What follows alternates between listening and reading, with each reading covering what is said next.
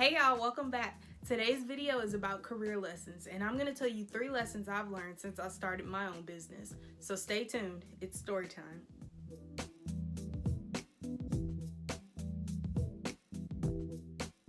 So the first lesson I want to talk to you guys about is knowing that your mission can change. And that can be kind of difficult because when you're starting a business, the first thing they tell you to do is draft up your vision statement or your mission statement and the purpose for the company, right? And that can be difficult because if you come to the table with an idea and then over time you realize that idea doesn't pan out, it's kind of like questioning the entire structure of the business and why you created it. But once you enter into it knowing that, hey, in a year or maybe 3 years, I'll need to revisit the mission and see if that's the actual goal of my company. And when I started Sarah's Faith Ministries in 2015, it actually started as a counseling and design company. And then like maybe 6 months in, I realized like, no, this doesn't need to be a counseling company. So that's when I had to revamp Sarah's Faith Ministries, and it became strictly a design and marketing company. And once I had that vision nailed down, I knew exactly what I was offering customers. So I didn't have to work up my speech about why I have counseling service with web design and branding services. Like, how do the two go together? It just flowed, it worked. And so when you're thinking about your vision, just know that what you start out with, you might not end with, and that's okay, because that means you're growing and that means you're evaluating your services and how effective they are and what your customers or consumers really want. And that's important when you're running your own business. The other thing you want to be mindful of when reevaluating your mission is whether or not it's consistent with what you want to do. When I started out and I had counseling as a part of the business, it was something that I was passionate about and I was already doing. And so I felt like the company could be like a holistic company where you got multiple services under one name. But then when I sat down and I really thought about that, that's not what I really wanted to do.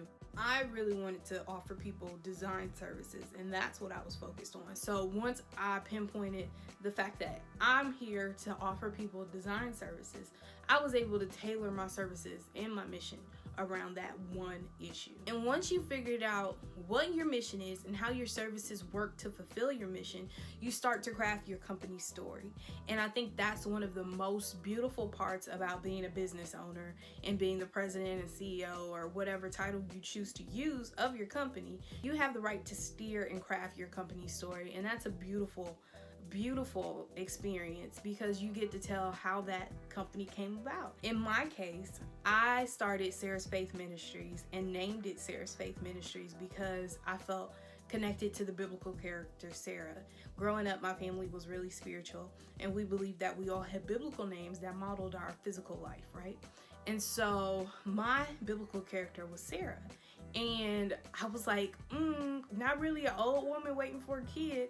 And God didn't promise me that. But what God did promise me was that I would have a life that was fulfilling and I'd get something in the end that was what I always wanted. Sarah was actively seeking out having a child and was unable to. And so I've always had this attachment to designing, but I was always unable to like fulfill it. Like, I didn't necessarily have the educational background to do it. I didn't have all of the skills that other people had, but God has allowed me to start this company where I'm able to fulfill that part of my life and feel fulfilled by doing it. And so it's become this beautiful process that didn't necessarily come about the cleanest way. Like, Isaac didn't come out the cleanest type of situation, but he was beautiful nonetheless. So Sarah's Faith Ministries is all about modeling that expectation, that hope, that belief that I can make whatever I'm supposed to do come alive, right?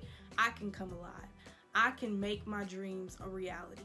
And God is going to help me do that. God is going to steer my ship. He's going to be my captain and allow me to be able to do whatever I want to do that I feel is a part of my calling. So that is how Sarah's Faith Ministries came about. And then I chose ministries instead of like incorporated or just leaving it Sarah's Faith or whatever, because it is a ministry. Like, I didn't want it to be just another design company where we shoot out a design and we care nothing about your story.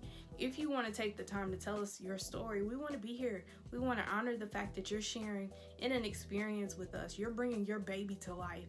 And I think that's been one of the most rewarding parts of owning this company. I'm able to work with women and men and just people who have come from all types of backgrounds and helping them deliver their ministry. And so I kind of think of Sarah's Faith Ministries as a midwife, because we help so many people bring their businesses to life, birth it into this world. And it's a beautiful process that I wouldn't change for the world. So definitely know your mission, but also be aware that your mission can change over time, and that's okay. The second lesson I've learned is knowing what you really need.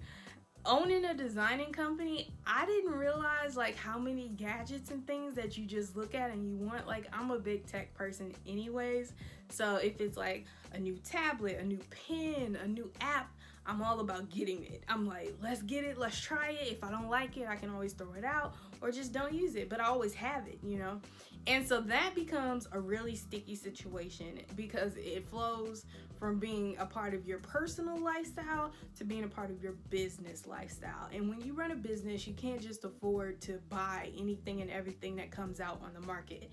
So knowing what you really need to get your job done is really important. Like knowing whether or not you need Adobe Creative Cloud, or if there's an alternative that you can use that gets the job done just as well. Knowing if you need Final Cut Pro, or if there's iMovie and that works just fine as well. So knowing what you need becomes really important. As a designer, I need graphics all the time. And because I don't necessarily draw, I'm not an artist, I have to buy my graphics and then rework them or alter them to fit whatever I'm doing. And that can be pricey.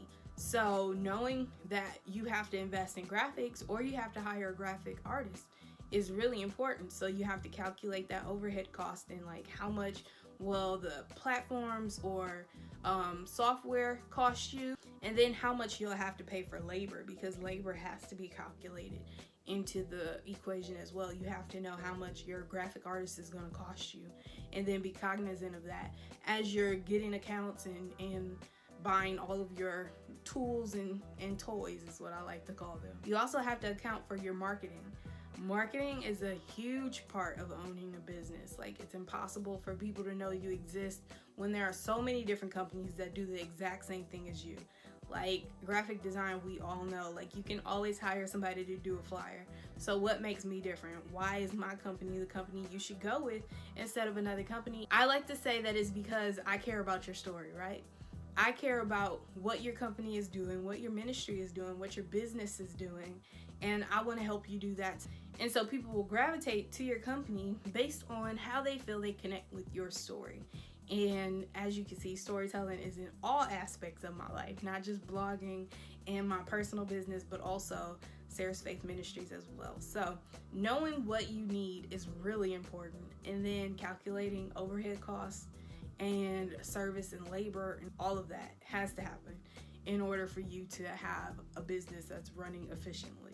The third lesson I've learned is that you have to take chances. And a lot of times you hear business owners talk about taking chances and just jumping in there, and you think, but that just worked out for them. Like, it's impossible that that could work out for me too.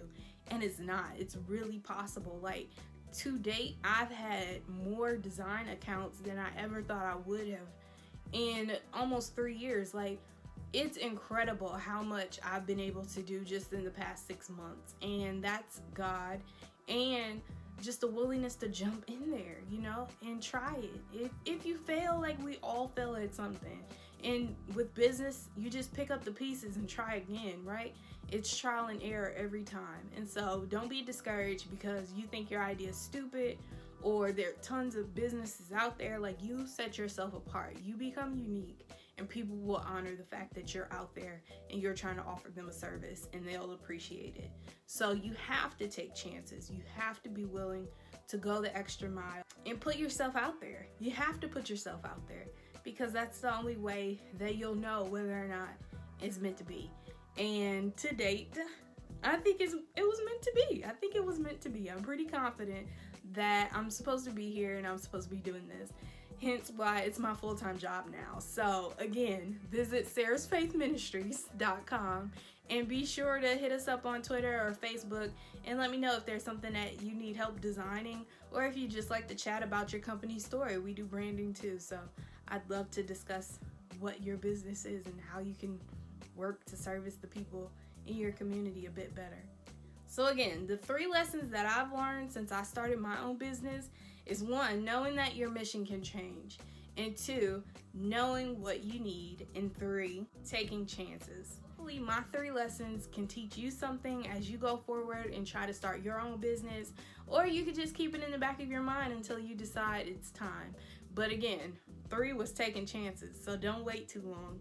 Today's the day, now's the moment, seize it, because there are so many people who are waiting on you to do what you're called to do, and you don't want to leave them waiting. I'm glad I didn't. Take care, y'all. Hey y'all, this series is just the beginning. Every week I'll release new videos that help us approach spiritual and lifestyle changes that we want to make to become healthier and more positive human beings. So meet me back here every Sunday at 7 p.m. for new videos, and we'll continue writing our stories together. Take care, y'all.